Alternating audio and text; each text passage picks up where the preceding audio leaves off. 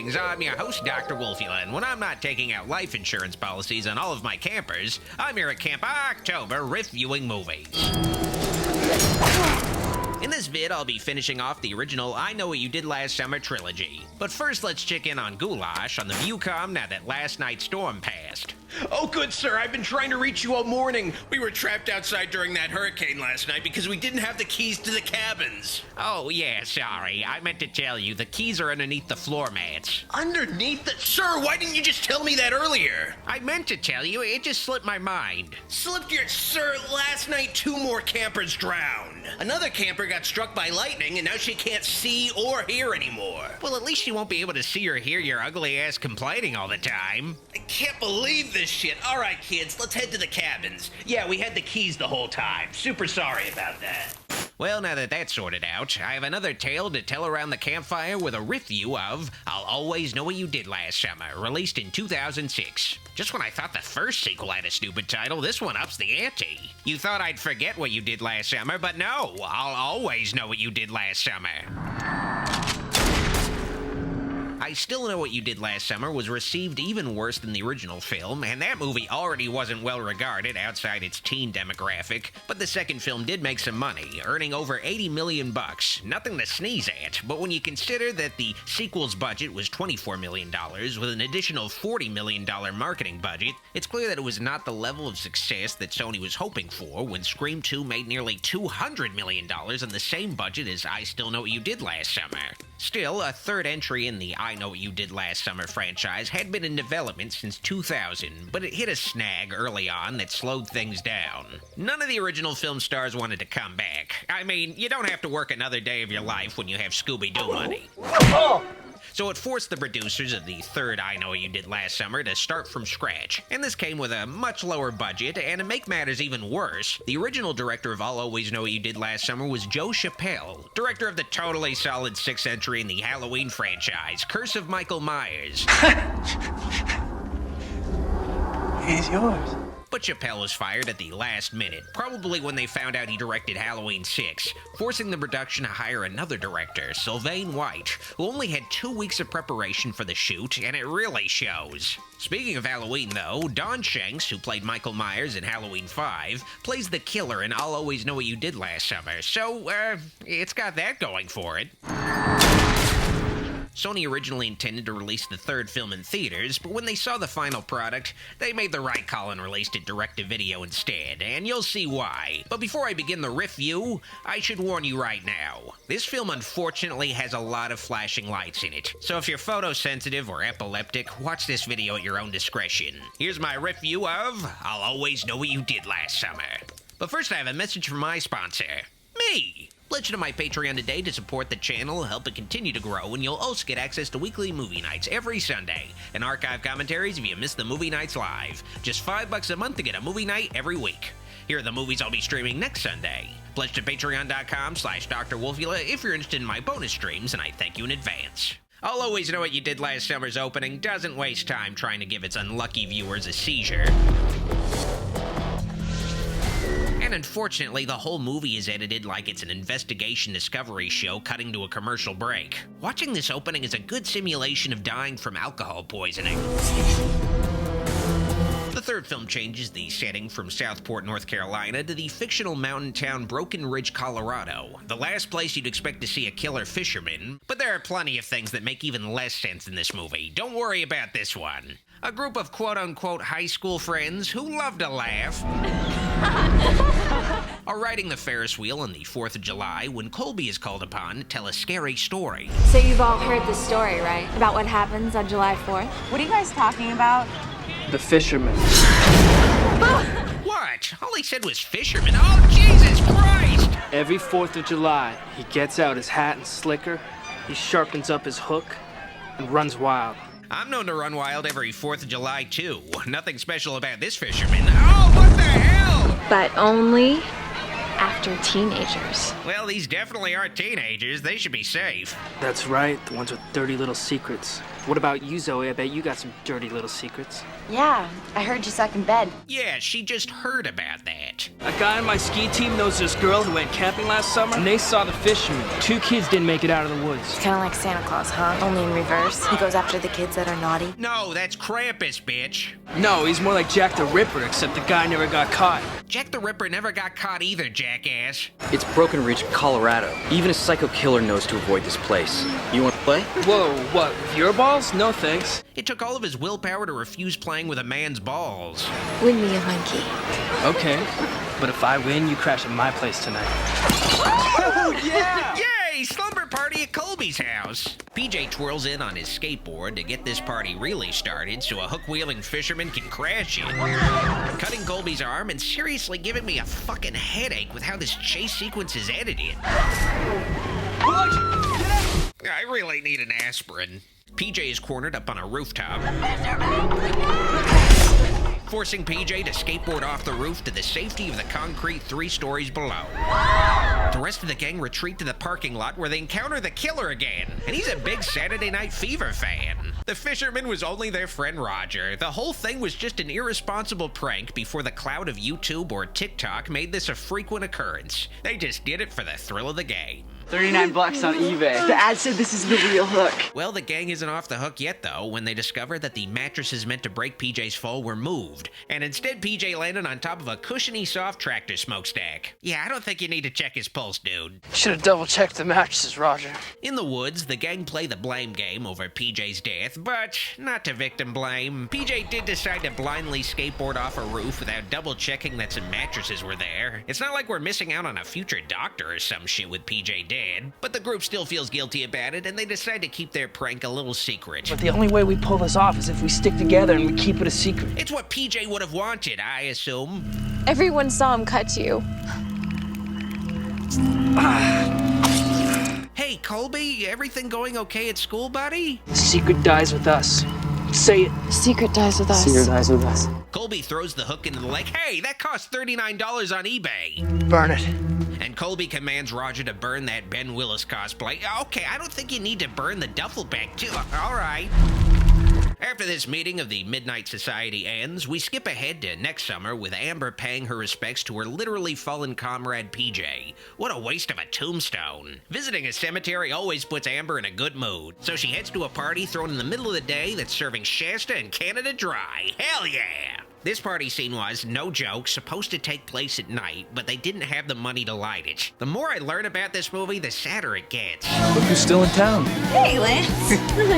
One more boring summer at Broken Ridge, and then I'm free. After pretending to be interested in a conversation with Lance here, Saved up for a new motorcycle. It's fast as hell.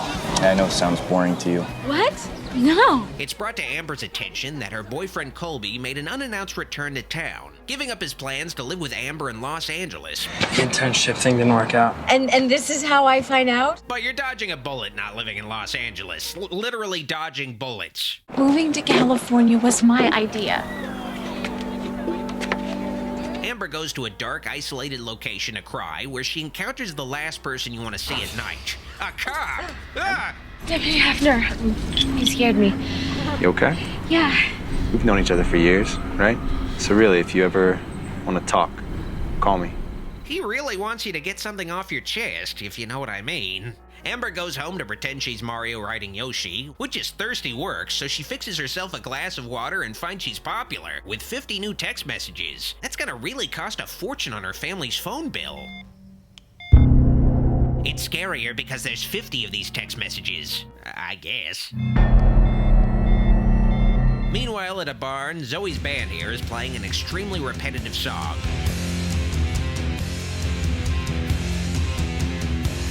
But thankfully, Amber intrudes before Zoe can ruin the song with her singing. Somebody sent me this.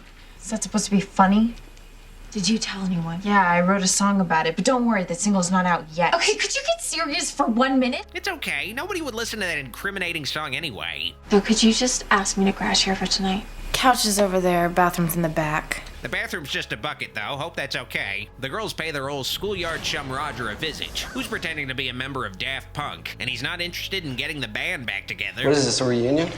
We need to talk. But he changes his tune when he's shown the threatening text, and Roger wants to finally do the right thing and tell the police what happened last summer. You gotta go to the cops. But Amber doesn't want to get crazy here. We had our chance to tell the truth, Roger. Somebody knows now. What if this guy goes first? You keep your mouth shut for now. Yeah, Roger. Keep suppressing the truth of killing your best friend if you know what's good for you. Speaking of best friends, Amber uses this moment to try to reconnect with Zoe. Now that bass player of yours, he's pretty cute. I think you two would be pretty cute together. Yeah. But thankfully, this cringy exchange is interrupted by Sheriff Davis. I'm just making my rounds at the school. It's kind of strange without all the kids. He misses creeping on the kids, but he'll settle for creeping on these teen girls. Haven't seen you girls in a while. Been thinking about you. Speaking of creeping on kids, Colby works as a lifeguard at the public pool, but Zoe needs him to come here a minute. This pool has 2 lifeguards? There are like 5 people swimming in it. Doesn't mean he actually knows anything. I know! That's what I told Amber! So why are you coming down here busting my balls? I always knew you were a dick. He's used to hearing his parents say that, but not his friends. Colby returns to his post and discovers a message hurriedly written in piss-poor handwriting. It's such a beautifully desolate and gray day that Amber decides to go cycling. You know, Amber, your bike has a kickstand. Amber takes some pictures of, clouds, whatever. I'm sure she's gonna look at these pics later. And when Amber returns to her bike, she finds its tires are destroyed. This is why you need to use your kickstand, Amber. The weather outside starts to look Russian, so Amber has to find some way home. Does no one in this town pay their electric bill? Well, at least they're paying their jump scare bill. You okay, miss? Yeah. They're really paying their jump scare bill. Listen, it's about to storm. Let me get you a lift. Okay.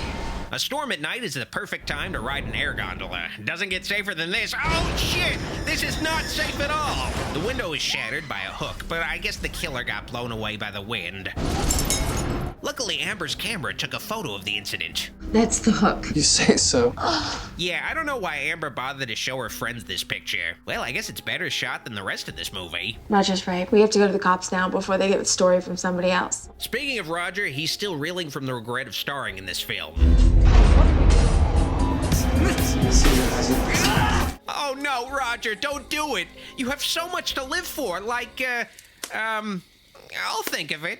Fortunately, I don't have to, as the sound of pots and pans interrupts Roger's attempt to commit suicide. Fucking online self-censorship. While Roger is distracted rubbing his belly, the killer finally strikes. And despite Roger's best attempts to escape, the killer has the power of really shitty editing on his side, ultimately slashing Roger's throat. Well, Roger wanted to die anyway, so, everything worked out in the end. The rest of the gang discover that their ally Roger is with PJ now, finding Roger's suicide note. He killed himself. Yeah, people usually kill themselves by slitting their own throats. When the gang hears a noise, Colby squares up, but gun beats bad every time. We found him here with this. He killed himself. Satisfied that their longtime friend's death was just a suicide, the gang heads back to Amber's place to celebrate, but they find that somebody's been partying hard without them. Oh, and also made them a cute little collage. I like a killer with an artistic side. Someone just did this. This group of meddling kids try to confront Lance for information. Got your notes, jackass. What are you talking about? Colby, just stop it. You think we're scared? But yeah, they probably shouldn't provoke a guy with a chainsaw, and after a long day of getting nothing done, Zoe gets some well-deserved rest, but it's disturbed by what appears to be a Prodigy music video. Fortunately, it was all just a dream. Or was it? Yes, it was. Or was it? Later, Amber is confronted alone by Lance with a revelation. I know what you did last summer. That shitty Jennifer Love Hewitt movie? It was an accident. A year later and the pranks just keep on coming. We didn't do this. You have to believe me. So who did? Elsewhere, with a stalker targeting him and his friends, it's the perfect time for Colby to do some night swimming. As long as you don't mind pretending you're a fish caught in a hook. Nothing some crutches can't fix. The gang tries to come forward to Deputy Hafner with their involvement in PJ's death last summer, but Hafner is hosting a poker game with every police officer in town. Hey, who wants another one? Uncle Paul. What'd I miss? So the timing is less than ideal, so to avoid making things even more awkward than they already are, the gang just leaves because nothing is allowed to happen in this movie. There's somehow even less story than the first two movies. Everything we do just makes us worse and worse. We're sticking together and we're getting out of here. Tomorrow. It's the 4th of July, and the gang plans to do the brave thing like our founding fathers and leave town. There's gonna be some agents at the show tonight. You guys go without me. Okay, let's go. No, guys. We gotta stick together here. But Zoe's band has a big gig tonight, and I can understand why she wants to go through with it. Zoe's lip syncing is so convincing. In a last-minute attempt to try to make this movie canon to the previous two flicks, Amber shares some newspaper clippings with Lance regarding Ben Willis's killing spree. 4 teenagers killed in the Bahamas? Tyrell was a teenager? Jack Black was a teenager? Jeffrey Combs was a teenager? Derek the dock guy was a teenager? Yeah, sure. We thought it was a big hoax, but it turns out to be based on a real guy. He goes after them again on some island in the Caribbean, and he dies there. The gang has no choice but to attend what will be Broken Ridge's first and likely the last annual 4th of July talent show. Not because of a potential killing spree, but because of a lack of talent.